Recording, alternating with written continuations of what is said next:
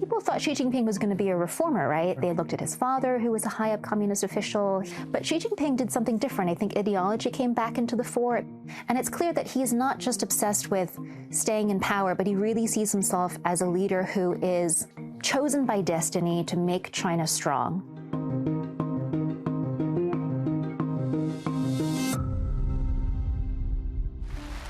For decades, China's leaders promised economic prosperity in exchange for tight control over the country's population. But is that a trade-off that the Chinese people accept? And has that led China to undermine democratic norms globally? I'm Ken Roth. For 3 decades, I led Human Rights Watch, an organization that investigates abuses and pressures governments to respect human rights. On this episode of Reframe, I'm speaking with Emily Feng, an award-winning Chinese-American journalist. Her latest book explores identity, belonging, and the human cost of state control in Xi Jinping's China.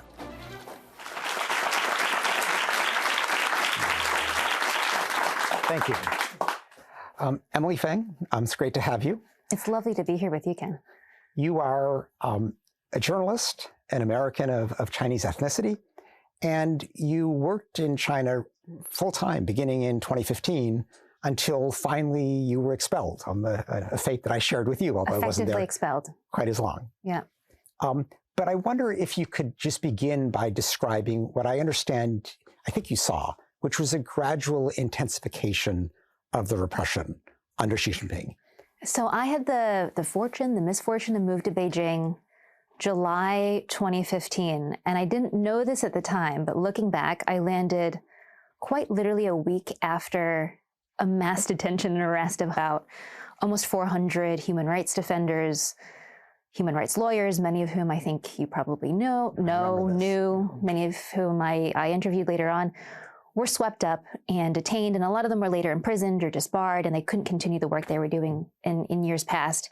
And that was kind of a watershed moment because they had been some of the most effective legal reformers in the Chinese system. And the law was changing to protect more civil liberties. And so the first real move to clamp down on the political space and expression in China was to bend the rule of law to suit the interests of the state. Then we saw people getting removed from blogging sites, censorship online ramping up, and the building blocks of the surveillance state and censorship machine that are in place today in China really coming into full strength as I moved there. Yeah, I mean, people these days, I think, don't even remember how much space there was for this kind of independent activity. Yeah, and I saw just that a decade switch. ago. I saw that switch. You know, I saw people who were big V bloggers, who had millions of followers, who were writing polemics against Chinese officials online. And then about a year after I moved to China, their accounts were closed down. Dissidents that I would meet in Beijing who were active during the 1989 Tiananmen protests, who could still go out and do things like register their own political candidates for local elections, that was going on the year that I moved to China. I mean, things that are unthinkable now that wouldn't happen then. So I saw this transition.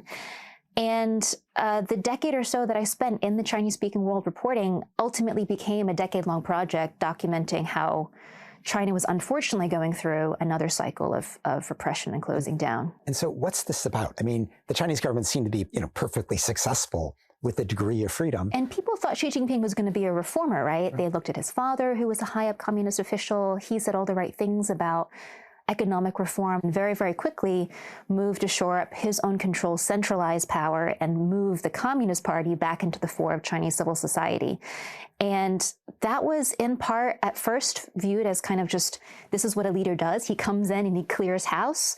Basically, every Chinese leader comes in as head of the Communist Party, does an anti-corruption purge, puts the people that they want in power. But Xi Jinping did something different. I think ideology came back into the fore. It became much more pronounced in policy. And he has drastically restructured government and the economy so that power is centralized under him, sometimes at the cost of economic growth. And that was how political performance was measured. Now he cracks down on the tech companies because they're too powerful. Yes. And it also started to creep into the realm of culture, of free expression, of media. And one of the big things that he did when he first came in is he gave this internal speech. This was codified in something called Document 9, which I write about in my book that came out in 2015. The document came out in 2015, is he starts to talk about how it's really important to control the realm of ideas, that is a source of political power, and also, conversely, if you don't control it, a source of political subversion. I think that he's very much concerned about the stability of his country, but the stability of his country rests not just on power that he centralizes under him, but having a unified national identity. And the party is very much the center of running that country. And I think that's surprising if you study his personal history. He's someone whose family and he himself suffered terribly at the hands of the Communist Party. His family was persecuted. He was sent down during the Cultural Revolution. He was forced to live in a cave and forced to labor with peasants for several years. But instead of coming from that experience and thinking maybe the Communist Party isn't a great organization for China, he comes back believing that he wants to prove his family is more red than any other, more patriotic, more dedicated to the cause of the Communist Party than any other political party, and that in fact some of the excesses and problems of the party can be fixed. And he's come in to fix the party and make sure that it returns to the central role of governing China. I mean, some of this you can understand. I mean, using corruption to get rid of the rivals, reinvigorating the party, fine, maybe a bit more ideological. But, behind the repression seems to be something else. There seems to be this, almost, insecurity about the stability of China, the Communist Party's persistence in power. And that's surprising because, you see Xi Jinping and he seems self-confident. But nonetheless, he's, comes in with this seeming insecurity and cracks down. And what's behind that? Where there's a display of strength, sometimes there's a perception of weakness, right? It comes because he is looking at the history of the Soviet Union. And he gives this speech early on where he says, why did the Soviet Union collapse? And it was because there were too many internal divisions, as in there wasn't a unified vision for how the party should rule and where the country was going. And then, quote, no one was man enough to resist those divisions. The implication being that he is going to be man enough to stand up to what he perceives as divisions in Chinese society, divisions politically and economic visions for the country, ethnically, of course. China is a very, very diverse country. And so he is going to homogenize the country to make sure that everyone is on board with this one mission, which is to strengthen the country, even at the cost of foreign policy, economic development, all the things that we're seeing today in China. Clearly the Soviet Union is his nightmare, and he's going to avoid the dissolution of China. But is he just saying we have to stay in power, or is there a rationalization that this is somehow better for the Chinese people? So I've never spoken to Xi Jinping myself. I don't know exactly what he's thinking, but he puts out a lot of speeches, of documents. He gives these internal party trainings, and that's written up in the memos disseminated to party officials from all the way down to the local level. And it's clear that he's not just obsessed with staying in power, but he really sees himself as a leader who is, and I'm putting words in his mouth here, but chosen by destiny to make China strong. And that he has become a leader at a moment where China is facing extreme internal and external challenges. And he sees himself as positioned and tasked with this very weighty responsibility to make sure that China comes out of these challenges stronger. And therefore, that justifies a lot of the repression, of the crackdowns that we've seen domestically within China. Clearly, when you hear the Chinese Communist Party talking about what they've done, they're very proud of having taken hundreds of millions of people out of poverty. To what extent is that a justification for the pretty repressive rule that we have at the moment? I think it's pretty central. The narrative is changing, but I think in the last couple of decades, I think that China sees economic prosperity, economic well-being as a kind of human right, even if in the pursuit of that development, you might trample on environmental rights, or you're tearing down people's houses because you're not respecting private property, things like this. But what's been surprising, I think, under Xi Jinping is they're also starting to think about, well, what does prosperity mean? They've realized that 4 decades of impressive economic growth has created huge social inequality. So you've seen policies that are trying to reduce education inequality to make sure people have more access to good quality education. We've seen them try to tamp down on the power of tech companies because they are worried about things like digital privacy. And now China, despite a lot of economists saying, you must increase consumption and try to get people to save less and spend more to buttress the economy against things like trade headwinds with the US, you've seen Xi Jinping and his economic policymakers basically say, we don't really want to rely on consumption. We would rather invest in cutting edge technologies and manufacturing, even heavy industry sometimes, because we believe long-term that gives us a stronger long-term economic outlook, even if in the short term, what we're seeing is economic plateauing in China. Yeah. I mean, you talked a moment ago about, the ethnic diversity of China being one of the things that Xi Jinping fears. I wonder if you could talk a bit about, what you saw through your time in Xinjiang and how that illustrates this broader Communist Party view of ethnic diversity in China. So what I was reporting about was starting in it really ramped up around 2017, mass detention and then later imprisonment of ethnic Uyghurs and also other ethnic groups, Kazakhs, Uzbeks. Basically any Turkic minority. Yeah, so the Uyghurs are a Turkic minority. They used to be a majority in Xinjiang, but there has been a lot of state-encouraged migration from other parts of China, so they're now just about 40% of the population. The detention campaign that I was reporting on starting in 2017 was not the first time something like this had happened, but I think it's been as you've seen now, the biggest in scope since the PRC was founded. And the justification on the Chinese side was they were dealing with internal security matters. They believed that they were facing a terrorist threat, that somehow there were Uyghurs in Xinjiang who were linked to extremist groups outside of the country, and they would try to plot attacks in the country. And there's no solid evidence for this. There were a string of terror attacks across China that China has blamed on the Uyghurs, but it's used those attacks to then justify detaining up to millions and millions of Uyghurs on very, very, very paltry evidence with no due process whatsoever. And many hundreds of thousands of Uyghurs remain in some kind of detention and imprisonment, even after they've been, in China's words, re-educated, released, and live under supervision.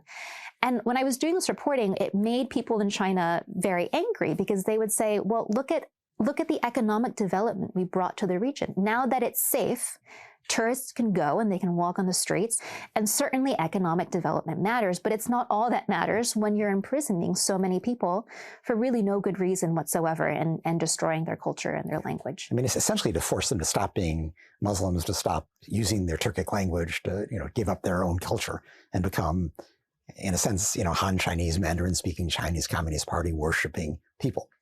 I think that in the Communist Party's mind, and this is why they've emphasized re-education so much, is that in their mind, this is kind of the solution for all of the issues they felt have come out of Xinjiang. And the Xinjiang issue comes as a result of China inheriting empire, essentially, right? Xinjiang is part of borders, part of lands that the Qing Empire conquered. It's the kind of northwestern quadrant of Xinjiang China. Literally means new borderlands. And as the PRC became a nation state and took on basically most of the territory that the Qing Empire had conquered, China had to think about, well, how do we define the nation state? If it's an ethno-state, well, the Turkic minority of the Uyghurs just don't belong. Well, then how can we make them more Chinese? And how do we define Chinese? Is it something that can encompass different language groups, different ethnic groups? It turns out no. And the Uyghurs have suffered because of that. Given this, quite severe repression, what's striking is that when China is criticized for this, it's extraordinarily sensitive. You would think here's this incredibly powerful country, the second biggest economy in the world, right, a superpower. What do they have to worry about? And they go out of their way to crush anybody who dares to criticize them. What's that about? I think part of it is a genuine outrage. They do feel like they've done so much to economically develop these regions, including Tibet, Xinjiang, and why doesn't the rest of the world get that and appreciate it? But of course, they're missing the whole picture, which is that you're also trampling on people's human rights. And also, I think that they see it as a direct threat to China's sovereignty. And this comes down to this idea of a unified vision with strong borders of defending China as a nation state, the territory it encompasses, and its absolute ability to do what it wants with its citizens. Yeah, I mean, I certainly see this when I look at Chinese diplomats speaking at the UN, where they, essentially claim that what a government does to its people is its own business. I mean, the whole idea of human rights going back to the Universal Declaration in 1948 was that the way a government treats its people is everybody's concern. Yeah. And China wants to walk that back. I mean, I think China, for historical reasons as well, is sensitive to anything they perceive as foreign interference. I think very much the age of colonialism, of imperialism, of the Opium Wars that trauma continues in the Chinese political psyche. And I think that there are elements of the Chinese security state who genuinely believe that there is only dissent in places like Xinjiang and Hong Kong because there are foreign elements that have been deliberately riling up the population. That's not true, but it does feed into this kind of historical trauma that I think China does feel about ideas of imperial conquest, of foreign interference. And it gives them a way to justify, when they feel they've done so much for these places, why there continues to be dissent despite how hard they crack down. I think we're going to go now to the audience and ask questions. Right back here. Yes, the man with the glasses.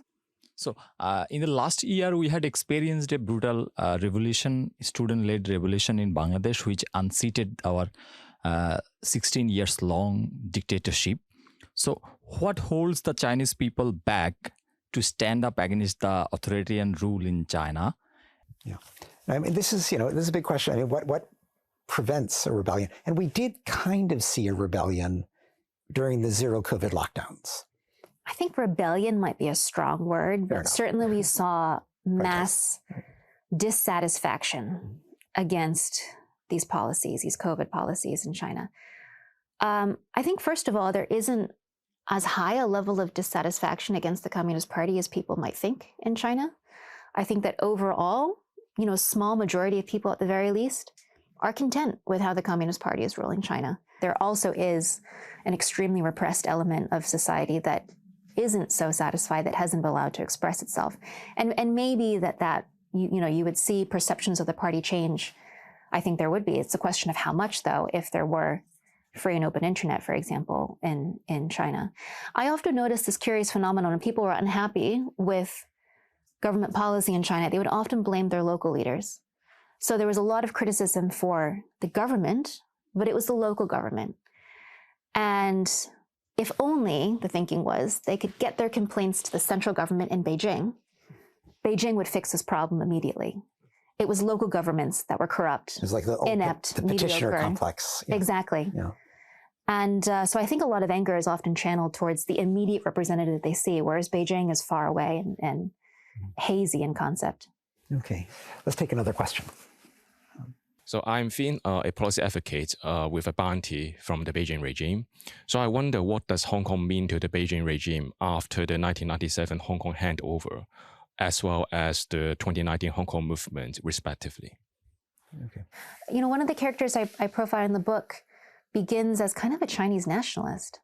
And through his education in Hong Kong, realizes that he has a set of political values that is actually intricately tied with the development of Hong Kong itself, not the mainland, and sees those being sacrificed because Hong Kong is become part of a greater China without preserving kind of distinctly what is valuable about Hong Kong. What always fascinated me about Hong Kong was, I think that it's brought in so many ideas and expertise that has contributed greatly to China's economic development. So, what's frustrated me is I think a lot of the openness and diversity of what Hong Kong represented on the borders of China came to be seen as a dangerous liability. And that's kind of the argument in the book, is like, this diversity is naturally there.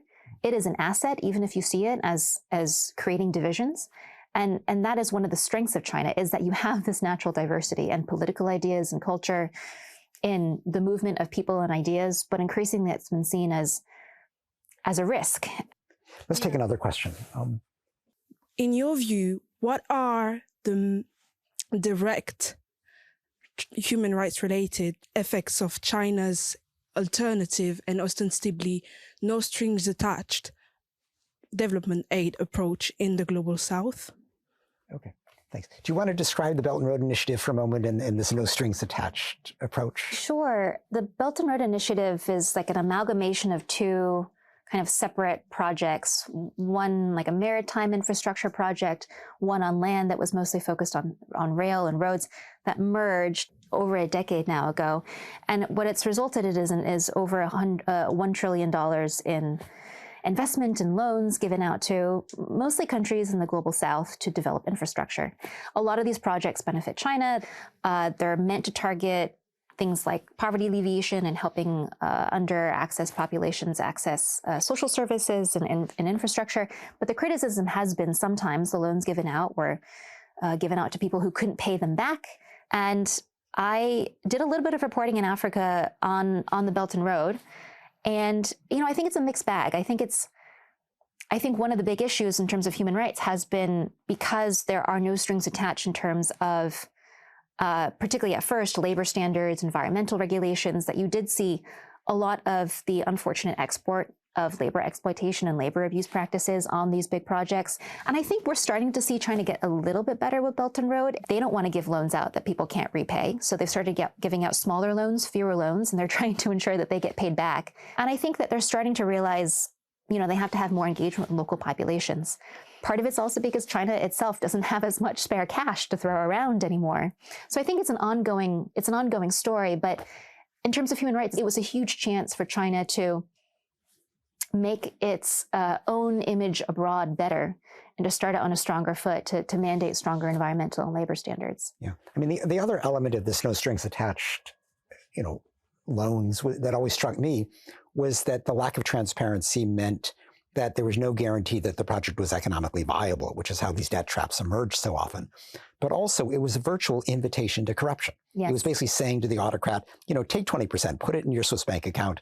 That's fine, because now you're going to be loyal to China when we ask you to vote with us at the UN.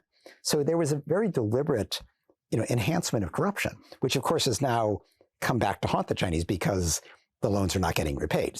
Okay, another question. How can governments and universities support Chinese students who are studying abroad in fear of persecution and harassment from their governments? What support can governments offer, as well as universities abroad, for these students? And how big of an issue is this around the world? I think you might be better poised to answer this. Yeah. Well, I've been fascinated by the more sociological dynamics of oftentimes the greatest criticism you see against Chinese people is from other Chinese people, and it's playing out on American campuses because that's where you have free expression. Yeah. No, I've seen a lot of fear. I teach at a university in the US, and regularly I have Chinese students who will come and talk to me privately, but won't say something in a class, mainly for fear of another Chinese student, that they'll report it back to the authorities back home, and that their parents will get an unfriendly visit from the police. And this is a difficult issue. It's hard to control that. I think what makes it more complicated is that so many universities in the West are becoming dependent on the full fare tuitions that Chinese students are paying, to the point that they're actually going and discouraging professors from speaking too critically of China. So there's a real threat here to free expression here in the West as well. But have you been able to deal much with universities since you've been back? I don't think there's a perfect solution. I know what the wrong solution is, which is, it is dangerous for universities to be dependent on any one source of funding. The wrong solution is to stop Chinese students from coming. Absolutely. And I think that's what we've seen governments do, and that seems like an easy fix, but it creates more problems, and ultimately you're still hurting the Chinese students who I think we do want to protect. Okay. So maybe we could just wrap up here. It's very hard to know where things are going, but if the Chinese government's claim to legitimacy has been so much the economic prosperity that it's brought to the Chinese people, and if that economy is now stagnating, what does this say for the prospect of ongoing acquiescence in this trade-off between, a government-promoted economy and a lack of individual freedoms? I think the economy is plateauing, but there's certain sectors of it that are benefiting. So not everyone is losing out on the industrial and technology policy that China's pursuing. And they've been warning for years now that we're not going to see the kind of double-digit GDP growth that China's been used to, but that it's going to be worth it, that China's going to be stronger on the other side. So I think that there is a much stronger nationalistic message, a stronger message of collective good, that this is better for the country, even if individually it might be tough going for the next couple of years. And they've been saying that well before the current trade war with the US, the current friction with the US. So I think there's been a deliberate move away from staking legitimacy to pure economic growth. Okay, Emily Feng, thank you very much for your insights into the complex phenomenon of China. Thank you for the audience for your insightful questions, and thank you to everybody at home who tuned in.